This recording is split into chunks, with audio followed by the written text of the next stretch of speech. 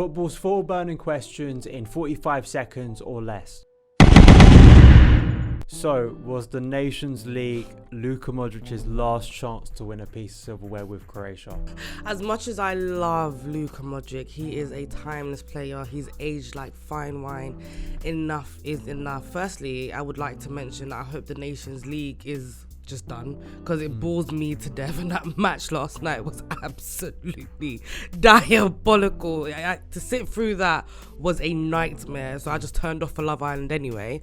But Luka Modric, I do think that this was his last chance to win something with Croatia. Yeah, it's incredible what Croatia as a nation have done when you actually think about it, like a World Cup final, a World Cup semi-final, a Nations League final. And I'd still suspect that Modric has probably still got the Euros next summer in him. I probably anticipate no matter what happens in his career this season domestically, like I think he will be there. But yeah, it feels kind of like this was the best chance for Croatia. And also not just him, of course, outstanding player that's done some astonishing things in the game and his longevity too. It felt like for this generation of Croatia players, this was their last chance too, which it probably was. Where should Declan Rice go to next? Man City, Arsenal, or Bayern Munich?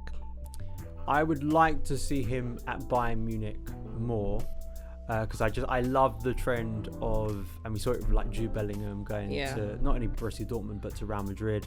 I do like seeing English players move abroad, because I just think it probably actually benefits the national team better for them to have that cultural experience. But I do think it's more likely he's going to stay in the Premier League.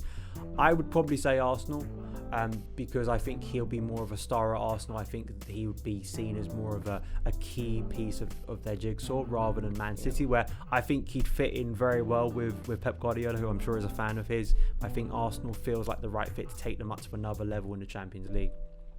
Do you know what? I would prefer Bayern Munich as well, just for the same reasons that you said. I want to see more English players go abroad and kind of take risks and make a name for themselves abroad, because it feels like unless they go abroad, they can't really be called world class or whatever, especially by rival fans, right? And God forbid him going to Arsenal. I will not be able to live with myself if Declan Rice went to Arsenal, purely because as a Chelsea fan, I've wanted Declan Rice for quite a long time. So seeing him go to a direct rival would not be nice, especially with Jorginho there as well. I'm just like, no. But with Man City, I do feel like, especially if someone like Gundogan does leave, someone to partner with Rodri, or maybe if Rodri is still in his prime as well. So I wonder how Pep Guardiola will play around with Rice and Rodri, and I would love to see that happen. So I'll take him at Man City, just not Arsenal. Trent as a 10 for England. He balled out, you know. He absolutely against Malta. I know, but he pulled out. Like the positions he was getting into, it just seemed like it was second nature for him. And then I look at the fact that when he does play right back for Liverpool, there are some liabilities there. When he does for England, there are some liabilities there. So how do you fit Trent Alexander-Arnold into this team, especially with someone like, obviously he wasn't there, but like Reece James, who's solidified himself as that right back, that resident right back position, right? How do you fit someone as talented as Trent into this team? You play him in that number 10 role and he delivers for you, because he's always been good at whipping them balls in. He's always been good at with his vision. He's always been good with his creativity. So I'm just like, do you know what, Gareth? You've done something right. Trent at number 10.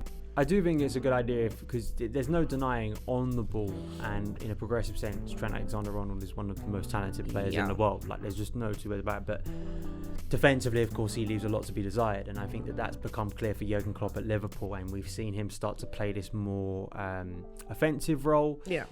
A 4-3-3 potentially. There's too many options, but a 4-3-3 for, say, Declan Rice, Jude Bellingham, and Trent Alexander-Arnold potentially off the right would be very interesting. The one thing I would say, and Emma Hayes made this point in some punditry she did, is that, you know, against Malta, he gets a lot of space, he gets a lot of time. Against those top nations, when England are playing, say, a quarter-final again against France or Germany, you know, next summer, because there are responsibilities that come with being a midfielder in the modern game as well. So I like the idea, I like the experiment from Southgate. It's just whether it can reach the same levels when we get to a major tournament. Is the Women's World Cup exposing the issues in women's football? So we're kind of linking this to Jamaica, the Jamaican players kind of sending an open letter about the lack of support from the Jamaican Football Federation ahead of the Women's World Cup. We spoke last week, didn't we, about the WSL versus England? Yeah. And we've seen the broadcast problems. It feels like a broader issue.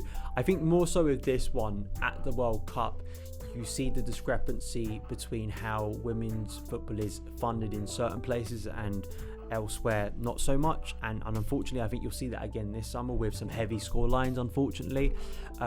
You'd hope over a period of time that changes, but you know, that is the problem with women's football in certain areas of the world, is that, you know, there just isn't that kind of progressive sense to give them the support they need.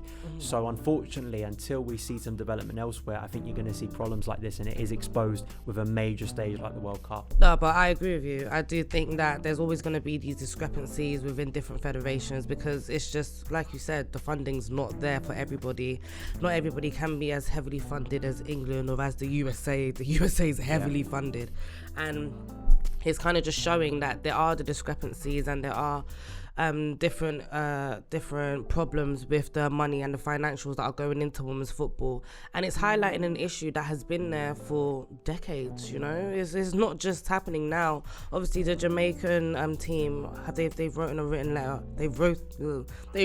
an open letter to the FA, and it's just like, okay, what's next? You know, what's going to happen next? And sadly, I don't expect anything to change, which is sad, because they have been bugging about this for quite a long time. So yeah, it's just exposing what's really happening in the world of women's football, and hopefully everybody opens their eyes.